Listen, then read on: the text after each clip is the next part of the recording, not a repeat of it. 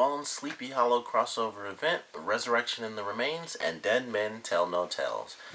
Now, to start things off, of course, I don't watch Bones. I've never seen Bones, despite the fact that it's been on. I'm pretty sure I read something like this is the 10th or 11th season. So the show's been on for a super long time. I've just never watched it. I never really had any interest. But of course, I had to wait to do this review because I completely forgot to set Bones to record.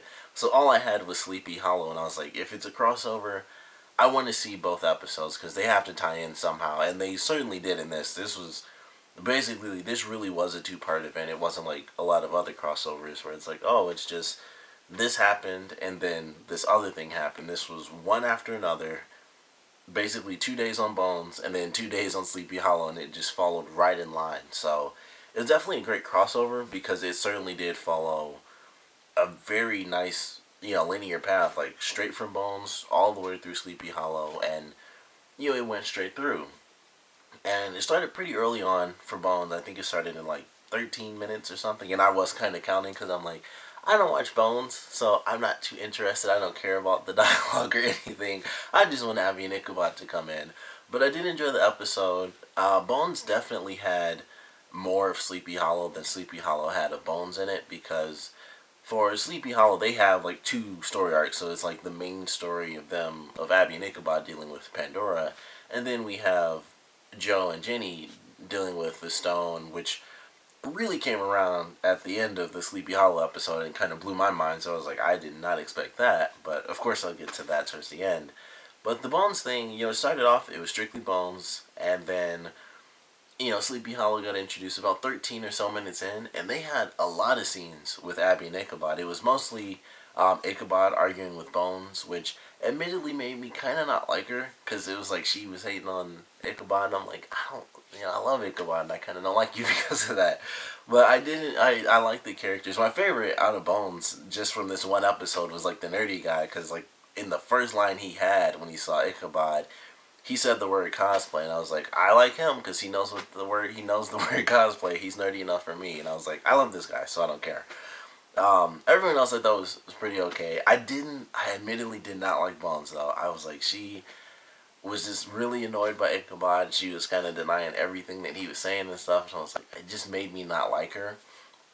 I didn't mind the guy who's played by Angel from Angel. Like, I'm either gonna call him Angel or David because I remember his actual name. But I liked him, and they had an interesting tie-in where he actually knew Joe Corbin, and he kind of had a little bit of advice for Abbie, and I thought that was kind of cool. And it's like, I knew him, and he talked about you, and he said that you'd actually end up becoming a great detective and stuff like that. I was like, that's pretty interesting. That's actually cool. And their stuff was really simple. Like, they had maybe 2 or 3 scenes actually in Bones, and that was pretty much it. And then the Ichabod stuff is where he was in this episode more than Abbie was, and it was just like him doing this or him doing that, him having to explain his writing, and him having the same handwriting from himself, of course, in the past. I actually really enjoyed that scene because he had to come up with something and say like, oh, this is an ancestor of mine named Ichabod Crane, and I don't know, like, from my level of expertise, I can't 100% say that handwriting is genetic, but, just to throw that out there and kind of throw things off of a supernatural path, I thought that was actually really funny, and I really enjoyed that scene. But overall, I liked the Bones episode. I thought it was cool. Of course, when it first started and they had the pumpkin roll onto the headless body, I was like, that is very awesome. That is a great, like, even if it wasn't a Halloween, even if it wasn't a crossover thing, that would have been an awesome reference to Sleepy Hollow no matter what, because obviously the Headless Horseman. And when I first saw that, I was like freaking out. Like, I think anyone who really likes Sleepy Hollow, had like a huge, like, holy crap moment when they did that, because I'm like, is that really, the Headless Horseman's body? Unfortunately, it didn't end up being that, but I was like, that would have been so freaking cool. Like, that would have made the crossover, like, way more important than I would have ever expected. If that was actually Van Brunt's body, and I was like, holy crap, is this going to be him? It does end up being someone pretty relevant, though, because it was Hal who we'd seen, I guess it was only like 2 episodes ago with the secret monster. So that was kind of cool. It's like, okay, well, it's someone who was actually talked about in this season very recently. So it ends up being him, and then, they get that information in the Bones episode, and then all of that transfers over once his body is taken by Pandora. And so he's brought back. Excuse me. He brings up an army of zombies, which are just like can't be killed except for Greek fire, which is compared to like napalm, which I thought was interesting, just to give it sort of a common place, title basically. And I thought it was fun. I liked that character as a villain in the Sleepy Hollow episode. I thought it was actually pretty cool, and we got like zombies and stuff going on. The beginning of the episode was really awesome for Sleepy Hollow, where they're just bowling and having fun, and it's really funny. They're all, in costumes and stuff. Abbie was kind of look amazing in what she was wearing. I just got to throw that out there because I was slightly distracted, but then it got really funny, and I was like, okay, I can pay attention. But I really loved Ichabod being John Adams. That was funny to me. I was like, of course he wears the same thing all the time, and it's like, even on Halloween, he basically dresses himself, and it's like, I'm John Adams, like, the vest and everything. And of course, he ends up talking to the woman whose name I totally can't remember right now. I always forget it. So she ends up being there dressed as Betsy, which not in the super cool way, but the historical Betsy Ross way. And so it's like, he says the same thing that everyone says to him about his costume, and he's like, oh, it's amazing. Like, of course that's exactly what it is. So I like that they did that. It was pretty funny. And him actually asking her out on a date in this episode, I thought was very cool. It's like, this is a nice step forward, for his character. He's moving on past his ex-wife, who became his, ex-villain. So it's good to see him, moving on. I think we all knew that was going to happen because it was fairly obvious. Even in the last season, when she was introduced, it was like, oh, he's with, Katrina at this point. But it was kind of seen there. Like, they get along in a very unique way, and that was pretty cool. And of course, him at the dentist, and he's crying and stuff when he's on the eagle, which is just one of my favorite scenes of the whole series. So it was like they've definitely had their moments. So I kind of can't wait to see how they play with this throughout the rest of the season. How Ichabod is going to move on to a new love. Like, how is that going to play out for his character? But I like her character because she's basically like historical nerdy, like he is. Obviously, because he actually lived during the time, but they just have a unique relationship that's always really funny because it's like watching it's like watching two nerds in any show, and it's just like, it's funny to see them connect in such a nerdy way. And everyone else is kind of tired of Ichabod's stories. Just like when he was about to tell a story, everyone's like making fun of him and stuff because his costume.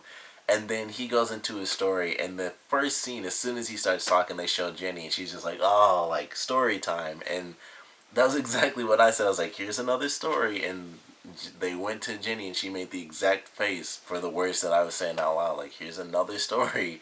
And he's boring everybody. And it was funny. It was like, that is how they feel. But, of course, they love Ichabod because that's just the group that they have. So it was fun. Just that first little scene, they're all just bowling and stuff, and it was nice. I wish we got more of that, honestly, because we don't really get all the characters hanging out enough. And if they are hanging out, it's always at the bar. So that's all we ever get when they're hanging out. It's just them at the bar. Sometimes they're doing the karaoke, but typically it's just them talking and drinking. So it was kind of cool seeing them, like, bowling, because it was just something a little bit different, as, like, a group thing for them hanging out. But I love the villain. I love the resolution was very interesting because basically we just had flamethrowers on zombies and they were just like burning alive. And I was like, this is actually pretty sweet. The scene where they're all marching down the street and everyone's like, oh, hey, look at this and that. And then they're about to like just kill a bunch of people. That was pretty interesting too because I was like, I wonder if that happened in real life, what would people do? Like, people were starting to freak out. And then it's like, there's still those people where it's like, oh, they're in costume. They wouldn't have, especially because, it's guns from the Revolutionary War. You wouldn't think that they actually have real guns, about to shoot pellets at people. But, in your head it's like, I don't know. Sometimes you gotta wonder. And in that case, of course, they were dealing with supernatural zombies coming back to, kill off all the Americans because they were, working basically, under the Queen. So it was pretty fun. And I love the way that they actually killed Howe off, where he was defeated and he could have totally run away, and he was like, basically, I won't give you the satisfaction of defeating me. And he just walks into the flames with his hands up and he killed himself. I was like, that was actually really cool because he knew he was defeated. Like, he'd lost really the war. And he totally took himself out of the game. I was like, that was actually a really awesome way for them to do that. And I'm pretty sure that's the first time that's ever happened, where the villain was defeated and then they actually went and, they weren't killed, but they were defeated. And then they officially, ended themselves. And I was like, that's actually really awesome how they did that. And of course, it allowed for another, deadly flower to bloom on Pandora's tree for whatever end purpose it has. It does it. So I'm not sure. I enjoyed, both episodes. I did enjoy the crossover as a whole. The stuff that they did with the Bones case, it was sort of a, CSI sort of deal. It was, I guess, a Bones episode, a normal one, I would assume. Obviously have no idea. But I enjoyed it. I thought it was cool. I liked the crossover. Like I said, though, I didn't exactly like Bones too much. Like, it just, the fact that she kind of didn't like Ichabod because he annoyed her, which I can easily understand because it is Ichabod, so I do get it. But it seemed like she was just kind of hating on him. Admittedly, like a little bit, it seemed like she was just kind of hating Ichabod just to hate him. And I was like, it just makes me not like her a little bit. She was also insanely open about certain things, which I had, once again, never knew about the show. But when they did the scene where she was like, oh, I didn't know that you and Abbie were sexual partners, and Ichabod's like, I assure you we're not. And then she went into like this whole thing like, you should, because once my relationship with, Angel, once that got sexual, it became much better. And I was like, that's like some insanely personal stuff. And then I don't believe it was the same scene, but they're talking about like procreation and stuff like that. And she's like, oh, our relationship is, love definitely has a lot to do with procreation or something like that. Our loving relationship or whatever. And I was like, that's just something I didn't need to hear. Like, it was like oddly personal stuff that she's saying to this guy that she doesn't even like, really. And that's just what made it interesting. I'm like, man, it makes it even weirder when she basically doesn't even like Ichabod, so it just made it even weirder. But I enjoyed it. I thought the case was admittedly kind of interesting, especially the whole people trying to kill themselves and, for like a little bit and then come back. I thought that was actually very interesting. It didn't get into it as much as I really thought they would, especially with it being the crossover. I thought for sure they'd do a lot more with that because I'm like, well, that's obviously stepping way into, Sleepy Hollow territory with, the afterlife and things like that. But they kind of just explain it sort of in a normal TV type of way where it's like, oh, she saw something and I, as like a religious guy, didn't see anything. And that's it. I thought that was actually pretty interesting because he was like the super religious guy. And, he did this expecting to have this amazing experience that his girlfriend had. And he saw absolutely nothing. And I was like, that's actually really cool. That was like probably my favorite thing about the whole case was that this was like a really religious guy who his whole life completely changed. And, they say like, she took your faith away. I was like, that's actually pretty amazing as far as I was concerned. I was like, that's an interesting twist on the case. And none of it, obviously she didn't die for any particular reason. It was just by accident. And it was kind of on purpose because he mentioned like, oh, I just snapped because she, was messing with the head or whatever. But I was like, that's actually very interesting, like a really interesting concept. And like I said, all of that kind of came in at the same time where they talk about, the afterlife and all that stuff. And I was like, I do kind of wish they dived into it a bit more. But at the same time, that would kind of make it too much of a, Sleepy Hollow crossover, I guess, if they went into like all these details about, oh, Ichabod going into like a little history lesson on the afterlife. It probably would have made it too much Sleepy Hollow in Bones.